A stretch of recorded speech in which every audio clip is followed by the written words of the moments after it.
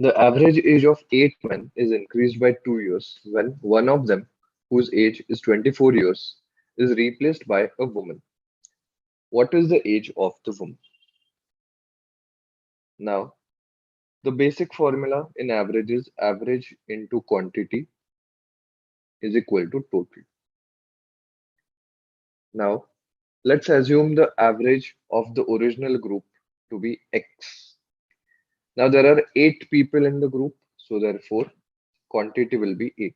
And hence, we can say that the total age of the original group was 8x. Now, it is mentioned here that the average increased by 2 years. So, therefore, average increases by 2, so therefore, it becomes x plus 2. Now, the number of people still remains 8 itself because one person is replaced by another person. So, therefore, quantity remains 8. Now, the total age of the group was 8x.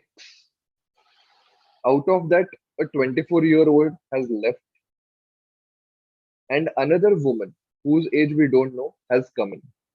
Let's assume the age of the woman as y. So, therefore, this becomes our equation.